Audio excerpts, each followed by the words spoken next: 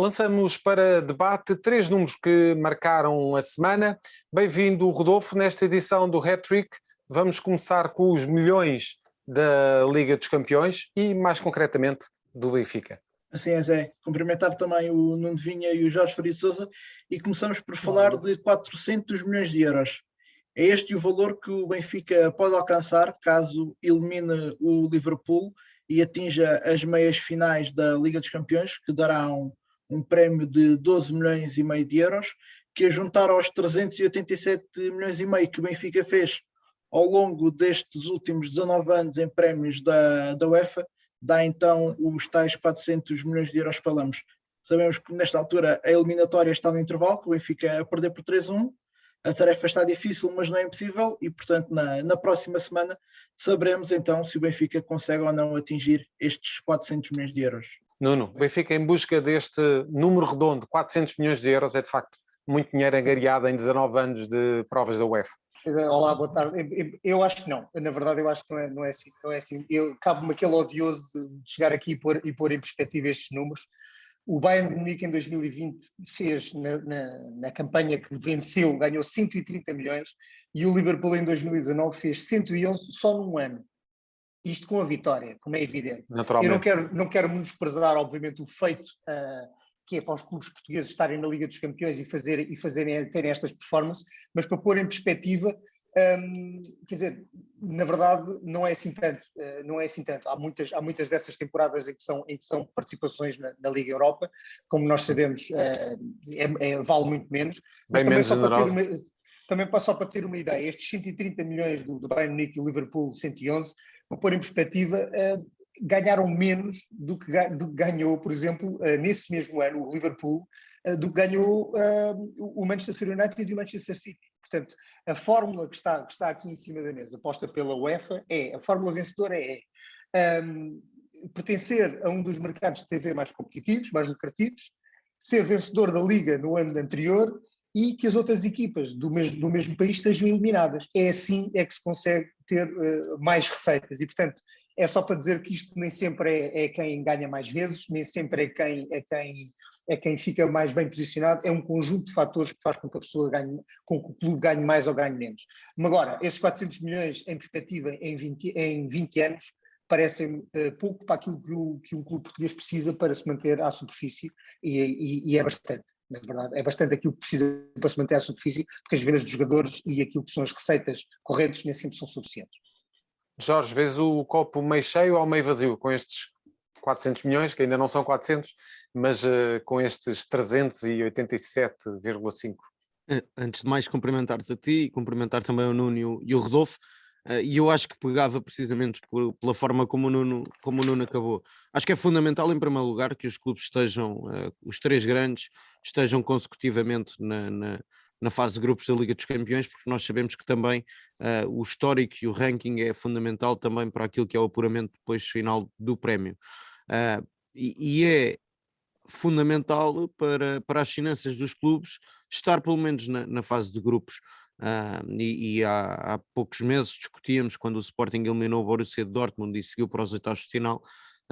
Eu referi precisamente isso, que era fundamental para o Sporting manter e consolidar o projeto e continuar a crescer. É fundamental estar na fase de grupos consecutivamente, e para isso é preciso ter resultados desportivos para Portugal conseguir manter pelo menos 2 diretos e mais um no play-off de apuramento para a fase de grupos, porque como sabemos, esta época tivemos 3 equipas na fase de grupos, mas não tem sido hábito, e por isso é fundamental que os clubes portugueses façam esse trajeto de consolidação, que estejam consecutivamente na Liga dos Campeões, que consigam bater o pé e ser competitivos para entre os grandes emblemas europeus. Agora, na realidade, não me parece que o Benfica consiga encaixar estes 400 milhões, porque a eliminatória está no intervalo e desportivamente... Pelo menos esta época, não é? Sim, pelo menos esta época. Na próxima época logo veremos.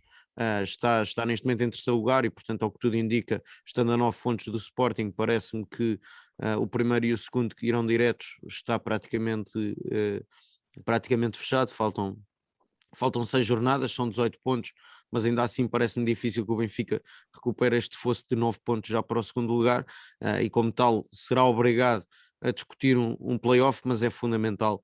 Seja Benfica, seja Sporting, seja Porto.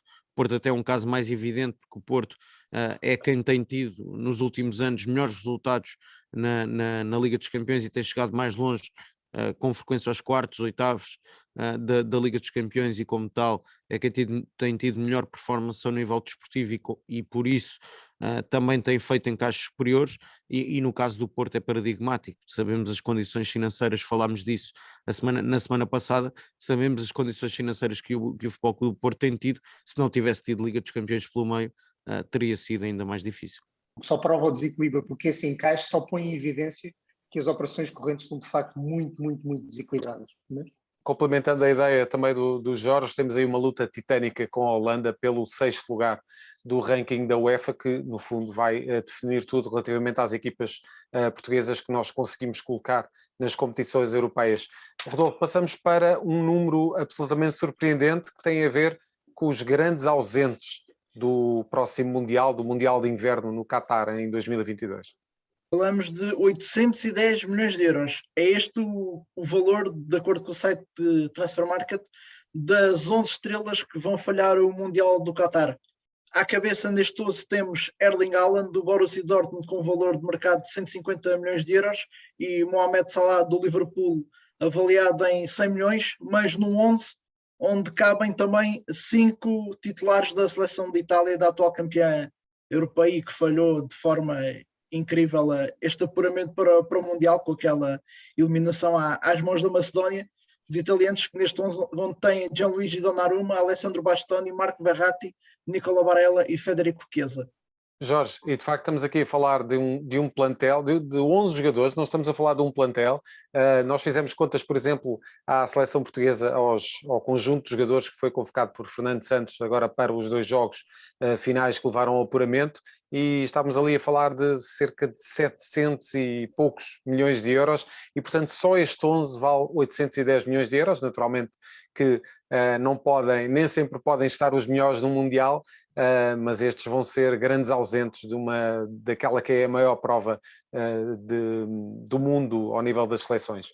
Sim, eu destacaria sobretudo, além destes nomes que o Rodolfo referiu, o Chile também não vai estar no Campeonato do Mundo, falhou o apuramento pela Confederação da América do Sul, ficando aliás fora até de lugar de play-off, a par da Colômbia, e portanto quem se apurou para o lugar de play-off até foi o Peru, que ainda vai discutir esse play-off de apuramento para o Campeonato do Mundo, e portanto só entre a Colômbia e o Chile há várias estrelas que ficam de fora, e de repente lembro-me de Alex Vidal, de Alexis Sánchez, lembro-me de Luís Dias, lembro-me de vários jogadores, James Rodrigues, Quadrado, e depois obviamente o caso paradigmático é mesmo a Itália, campeã da Europa, e falha consecutivamente o segundo Mundial. Obviamente um plantel de grande nível, de grande qualidade, e já que falei aqui da América do Sul, só dar também aqui uma nota ao continente africano, até porque relaciona também com o conhecido futebol português de Islam Slimani, mas para falar de craques, Riyad Mahrez também não irá estar no Campeonato do Mundo. A Argélia foi eliminada no último minuto do prolongamento perante a equipa dos Camarões, e portanto também falhará o Mundial. Portanto, também no continente africano não é só Salah que falha, é também Riyad Mahrez, uma das principais figuras da seleção argelina, também não irá estar no Mundial. Agora, quanto a Haaland teria sempre mais dificuldades do que qualquer um destes jogadores e destas seleções que referi, sobretudo destacar estas 4 que me parecem casos evidentes. Nuno, muita gente de qualidade a faltar à chamada de novembro e dezembro de 2022. É verdade, é assim, o grande elefante azul na sala, obviamente é a Itália, toda a gente já percebeu isso, mas depois presta-se a coisas muito curiosas, que é as grandes desilusões prestam-se a grandes esperanças naquilo que é o impensável, que é, e se nós retirássemos o Irão por ter bloqueado a entrada de 2.000 mulheres num dos estádios nas qualificações para o Mundial? Foi falado, foi questionado, o Gianni Infantino foi questionado sobre isso, e se a Itália pudesse ser repescada à última hora por causa disto, assim, as grandes estrelas querem estar, as grandes cadeias de televisão e os grandes operadores querem que as grandes estrelas estejam, querem que a Itália esteja, que é um grande mercado televisivo para não só dentro de portas como também na Europa, e depois prestam-se estas coisas. E o Gianni Infantino disse, a frase dele é: sejam sérios, por favor, sejam sérios, falem de coisas sérias e deixem-se destas questões. Obviamente, como disse muito bem o Jorge, isto põe em evidência as seleções que não estão à altura das suas maiores estrelas, o caso da Noruega, o caso do Egito, do Salah, enfim, eu ponho isso, o Egito é uma grande potência do futebol africano, mas enfim, nem sempre se consegue, e no caso da Itália, enfim, é uma seleção recheada de estrelas, mas que não conseguiu lá chegar. Na verdade, os mundiais fazem-se também destas grandes surpresas, porque o Rodolfo há pouco dizia aquela grande surpresa que foi a Itália ficar de fora. Eu diria, vamos pelo positivo, a grande surpresa que foi a Macedónia ter feito um grande feito, digamos, que é eliminar a Itália. Rodolfo, seguimos para o último número, e o último número está precisamente do outro lado do Atlântico. Antes só de irmos ao último número, completar aqui esta situação da Itália, é que, como o Jorge disse, não é só falhar 2 mundiais seguidos, é que verdade. Se olharmos para trás no tempo, a Itália nos últimos mundiais não passa uma fase de grupos desde que foi campeão do mundo em 2006. Portanto, há aqui todo um histórico dos italianos nos últimos anos com os mundiais que não tem sido favorável. Mas vamos ao outro lado do Atlântico, falar desses 453 milhões de euros. É o valor global das 4 equipas treinadas pelos técnicos portugueses que vão começar no próximo fim de semana o Brasileirão. Falamos do Palmeiras da Abel Ferreira, que tem o plantel mais valioso do Brasileirão, 161 milhões de euros. Depois o Flamengo de Paulo Sousa, com um plantel avaliado em 159,8 milhões de euros. E depois há aqui uma discrepância enorme para os outros dois. O Corinthians de Vítor Pereira tem um plantel avaliado em 85 milhões de euros. E o Botafogo de Luís Castro, um plantel com valor de 46 milhões de euros. Dizer ainda que todas as equipas do Brasileirão têm um valor global de 1,1 mil milhões de euros. E, portanto, se olharmos só para estas 4 equipas orientadas pelos treinadores portugueses, temos aqui perto de 40% daquilo que vale o Campeonato Brasileiro. Muito interessante. E temos apenas 30 segundos para o Nuno e para o Jorge. Nuno, começo por ti. Começa já este fim de semana o Campeonato Brasileiro. É verdade. Eu ia só pôr aqui uma coisa, mais uma vez, e pôr em perspectiva. Portugal é um país rico ou não é um país rico? É que as 4 principais equipas em Portugal valem 900 milhões de euros nos seus plantéis. E, portanto, valem quase tanto como todo o Campeonato Brasileiro.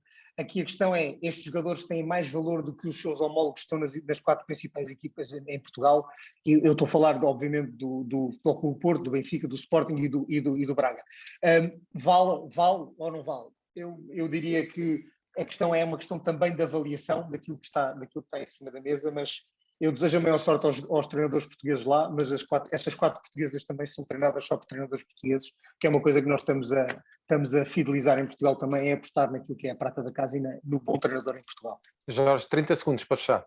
Olha, sobretudo dizer que espero que os adeptos do Brasileirão tenham paciência, porque eu acho que Vítor Pereira, Luís Castro e Paulo Sousa não vão ter vida fácil, as coisas não têm começado bem. Paulo Sousa falhou o Paulistão, aliás falhou o Campeonato Carioca, e Vítor Pereira ontem perdeu na Libertadores no primeiro jogo da fase de grupos e portanto não está a correr de feição. Espero que os adeptos brasileiros tenham mais paciência com os técnicos portugueses, porque não é só contratar um técnico português e ter logo sucesso imediato, é preciso dar tempo aos projetos. E que cheguem todos ao final do campeonato para continuarmos a ter então essas 4 equipas portuguesas, 4 equipas brasileiras lideradas por treinadores portugueses.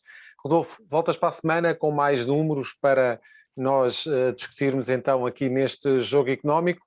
Já a seguir, na segunda parte do programa, falamos de tecnologia e desporto de mãos dadas. É já a seguir.